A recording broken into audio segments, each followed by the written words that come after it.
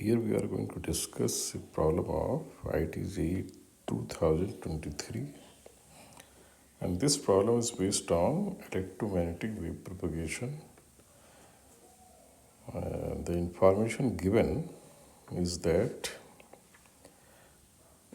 electromagnetic wave is propagating in dielectric medium.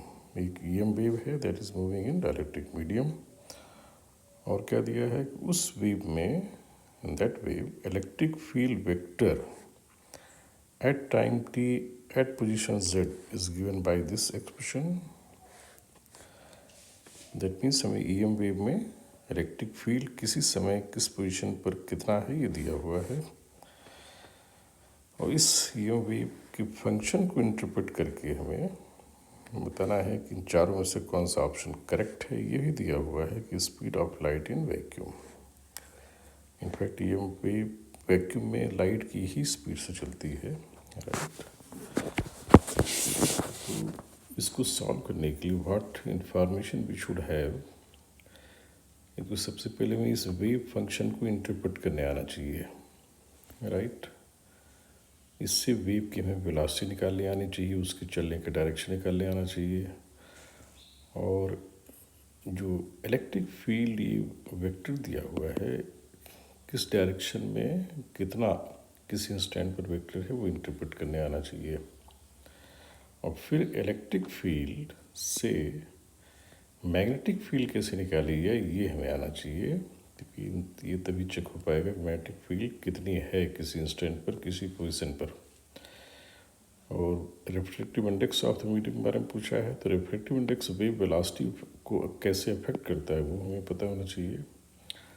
Polarisation light का wave का किस तरफ है उसका इंटरप्रिटेशन आना चाहिए। तो let us discuss one by one. तो सबसे पहले इस वेव फंक्शन को इंटरप्रेट करने में हमें ये आना चाहिए कि जो टी का मल्टीप्लायर है that is called angular frequency है। तो एंगुलर फ्रीक्वेंसी ये हो जाएगी, और जो पोजीशन फंक्शन का मल्टीप्लायर है, जैसे यहाँ z है तो वो हो जाए, उसका मल्टीप्लायर क्या है 2 पाई इंटू 10⁻⁷ साइन को अगर छोड़ दें तो वो जो मल्टीप्लायर होता है विद मैग्नीट्यूड वो प्रोपगेशन कांस्टेंट k कहलाता है, तो वो ये हो जाएगा। और wave velocity omega by k होती है, ये हमें पता होना चाहिए, राइट। और भी इसके इंटरप्रिटेशन के तरीके हैं but this is more popular, तो कभी ये डिस्कस करते हैं।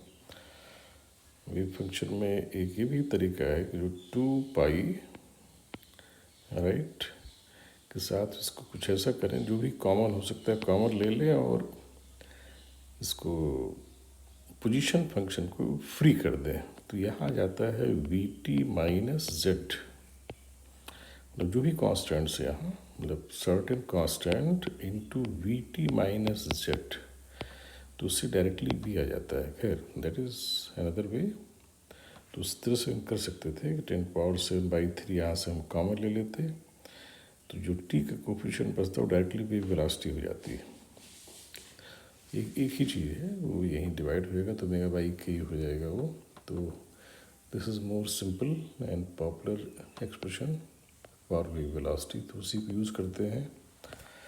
इसके बाद हमें ये पता होना चाहिए कि वेव किस तरफ चल रही है इंटरप्रिटेशन। तो वेव फंक्शन को देखकर ये देखें कि जो टाइम एंड पोजीशन के आगे सेम साइन के कोफिशिएंट होते तो वेव नेगेटिव जेड में चलती है, लेकिन यहाँ कोफिशिएंट अपोजिट है, तो ये रिजल्ट हमें प्रूव किया सकता है कि अगर पोजीशन और टाइम की मल्टीप्लायर्स अपोजिट साइन के हैं जैसा कि यहाँ है, तो wave will moving positive direction, तो वेव यहाँ पॉजिटिव जेड में चलेगी। तो वेव वेलोसिटी की अलॉन्ग जो यूनिट वेक्टर की अगर हमें ज़रूरत पड़ेगी तो उसको हम जेड कैप लिख देंगे, राइट। और जो इसमें अगला पॉइंट हमें पता होना चाहिए कि रिफ्रैक्टिव इंडेक्स वेव वेलोसिटी को कैसे अफेक्ट करता है। तो रिफ्रैक्टिव इंडेक्स अगर म्यू है तो वेव वेलोसिटी उस मीडियम में होती है, राइट, सी बाई म्यू, जहाँ म्यू रिफ्रैक्टिव इंडेक्स है और सी वैक्यूम में लाइट की वेलोसिटी है, तो यहाँ से ये रिलेशन आ जाएगा। और पोलराइजेशन के लिए हम ये देखेंगे कि ये फील्ड वेक्टर किसी इंस्टेंट पर एक्स और वाई से कितना एंगल बना रहा है, वो मैंने यहाँ ड्रा किया हुआ है, क्योंकि एक्स के लॉन्ग कंपोनेंट अगर डबल है तो वाई के लॉन्ग 1 है। यहाँ से किसी इंस्टेंट पर फील्ड का वेक्टर कितना एंगल एक्स से बनाएगा वो पता लग जाता है, जो कि इस केस में अब यह tan थीटा आ जाता है हाफ, राइट। और जो बी एक्स और बी वाई है ये कैसे निकालें, तो यही इसमें एक टफ रिजल्ट है, टफ फार्मूला जो कम लोगों को याद रहता है। तो this is given by this expression, magnetic field जो ईएम वेव में प्रेजेंट होती है that should be equal to wave velocity के along unit vector, I should write here unit vector, wave velocity के along यूनिट वेक्टर हो जाएगा we cap cross E vector field vector electric field vector upon velocity का magnitude, right.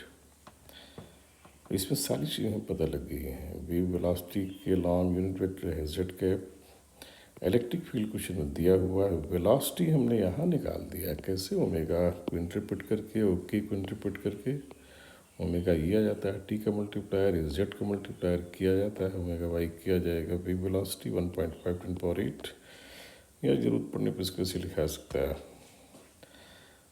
तो magnetic field इस तरह से निकल आएगी। अभी 1 बाई 1 चेक करते हैं। सबसे पहले मैग्नेटिक फील्ड का एक्सप्रेशन निकालेंगे तो कुछ ऐसा आ जाएगा, इसी वी क्रॉस ई से, वी कैप क्रॉस ई, एक के कैप हो गया, के कैप ई क्रॉस मल्ट करें, के कैप से मल्टीप्लाई करेंगे तो के क्रॉस एक्स क्या हो जाएगा, कि लाइक के क्रॉस आई ऐसा है। अब वो होता है जे, तो जे मीन्स वाई कैप, आगे बाकी पार्ट भी से आ जाएगा। तो यहाँ से देख सकते हैं कि जो एक्स कंपोनेंट है वो तो एग्जैक्टली वही आ रहा है जो क्वेश्चन में दिया गया है, तो इट इज़ करेक्ट। और वाई कंपोनेंट में यहाँ 2 है, जबकि यहाँ देखेंगे तो 4 आएगा, 4 × 10⁻⁷, बाकी तो साइन फंक्शन वही रहता है।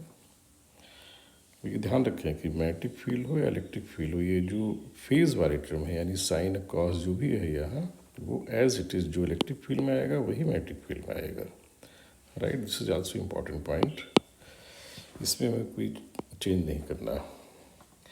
अब रह गया, तो ये सही है ये गलत है। अब फिर देखते हैं इसका पोलराइजेशन का एंगल, वो मैंने यहाँ रियलाइज़ करा दिया था 30 नहीं है, तो ये भी गलत है।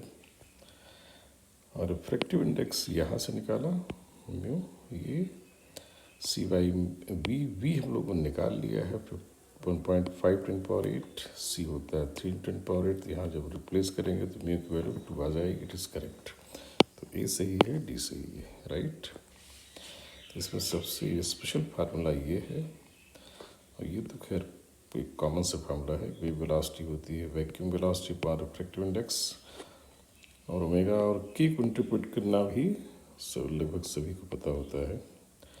वेव वेलोसिटी डायरेक्शन में कई बार कन्फ्यूजन होता है, तो वो आना चाहिए कि यहाँ दोनों पोजीशन और टाइम के आगे अगर अपोजिट साइन है तो wave will move in positive direction, right.